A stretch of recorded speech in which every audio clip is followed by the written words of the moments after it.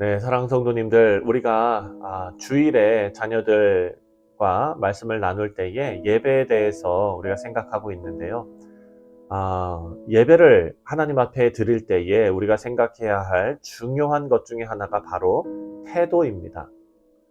하나님을 예배하면서 하나님이 아닌 우리에게 초점이 맞추어지면 올바른 예배를 드릴 수 없기 때문입니다. 우리가 올바른 예배를 드리기 위해서는 하나님께서 원하시는 예배를 드려야 합니다. 오늘 본문에 나오는 말씀을 통해서 우리가 마음에 담아야 할 내용도 이와 비슷합니다. 이스라엘 백성들이 하나님의 언약과 축복 안에 머물기 위해서 올바른 태도가 필요한데, 그것은 바로 과거를 기억하고 스스로를 돌아보는 겸손한 태도입니다. 이런 태도를 가지고 살아갈 때 풍요 속에 나태함에 빠지지 않게 되고 하나님을 잊어버리지 않을 수 있습니다. 하나님께서는 이스라엘 백성들이 강한 나라를 얻게 될 것이다 라고 약속하셨습니다. 하나님께서 약속하신 것은 이스라엘이 자신들보다 훨씬 강한 아낙 자손들, 거인족들이지요. 이들을 이기게 하시고 크고 높은 성읍들을 차지하는 것으로 증명이 될 것입니다. 1절과 2절, 9장 1절과 2절을 보면 이스라엘아 들으라.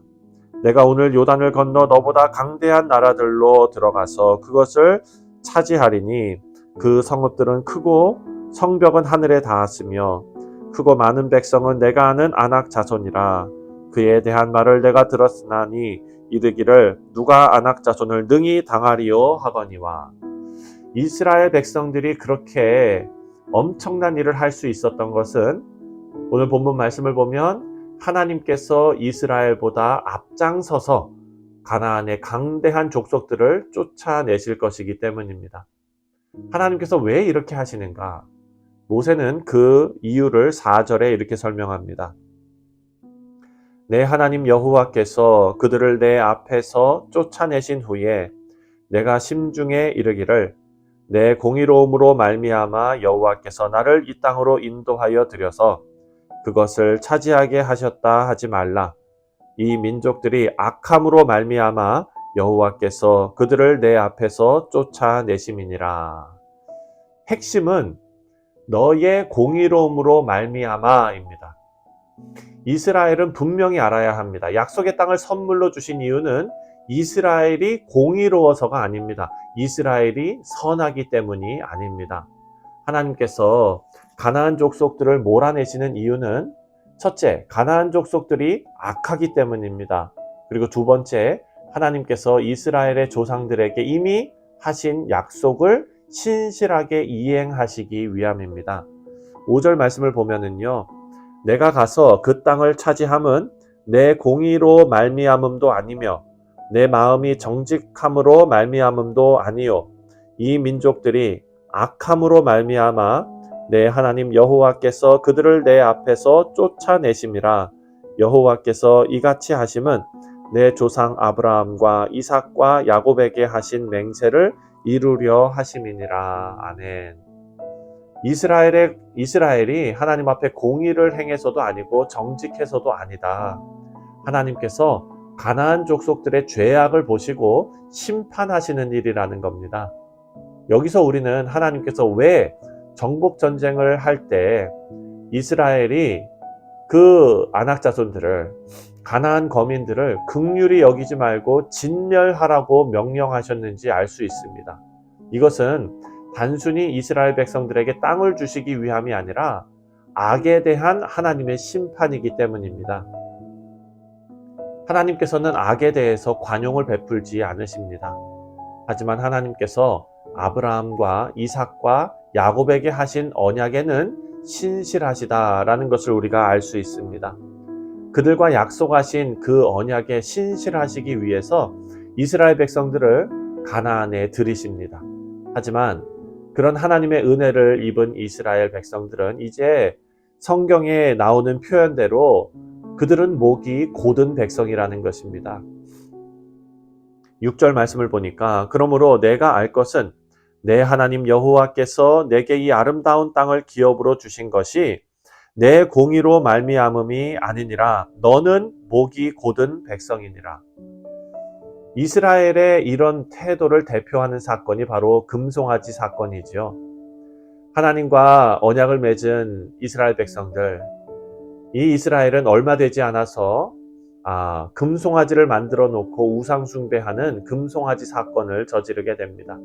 이것은 하나님께서 주신 언약을 맺으면서 명령하신 1계명과 2계명을 동시에 어기는 것입니다. 아주 심각한 범죄였습니다.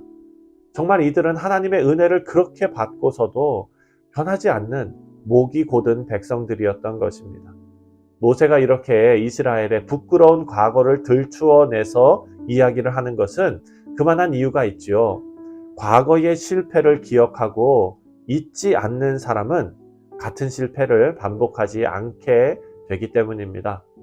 부끄러움을 다 들춰내어 기억하라 라고 명령하는 모세는 한 가지 바람이 있는 것입니다. 그것은 바로 과거의 실패를 되풀이하지 말라라는 간절한 바람입니다. 실패를 빨리 잊어버리려고만 하는 사람은 발전이 없습니다. 여러분, 우리가 아는 대로 베드로도 하나님 앞에서, 예수님 앞에서 실패했던 사람이지요. 예수님을 3번이나 부인했던 그런 사람입니다. 그리고 베드로는 심각한 자책에 빠져 있었을 가능성이 큽니다. 여러분, 만약에 베드로가 매일 그날 밤을 생각하면서 자신의 실패만 깊이 묵상하고 좌절해 있다면 예수님의 부활과 복음을 증거하는 위대한 사도가 될 수 없었을 것입니다. 하지만 베드로는 다시 일어납니다. 과거를 다 잊어버린 것이 아니라 그 과거를 절대 잊지 않고 부활하신 예수님을 만나고 회복된 후에 그 과거를 잊어버리지 않고 반성하며 일생을 예수님을 위해서 헌신하게 되었습니다. 우리 사랑하는 성도님들, 오늘 본문에서 우리가 얻을 수 있는 교훈은요, 기억하고 겸손하라 라는 메시지입니다. 승리의 이유가 우리가 아닌 하나님께 있습니다. 그리고 이스라엘 백성만큼이나 우리 모두도 늘 목이 곧은 백성이었다는 것을 우리는 기억해야 합니다. 우리 모두는 하나님의 은혜 아래 살도록 초청받은 죄인들입니다. 구원받은 죄인. 여러분, 이 사실을 기억하며 우리는 겸손해야 될 것입니다. 우리가 계속해서 반복적으로 범죄하지만 하나님께서는 이해할 수 없는 은혜를 베풀어 주십니다. 그것은 마치 예수님을 배반한 베드로에게 부활하신 예수님께서 다시 나타나셔서 찾아오셔서 그 새벽에 베드로에게 아침 식사를 만들어 주시는 것과 마찬가지입니다. 불순종한 나에게도 예수님께서 찾아오셔서 생명의 떡으로 먹이셨습니다.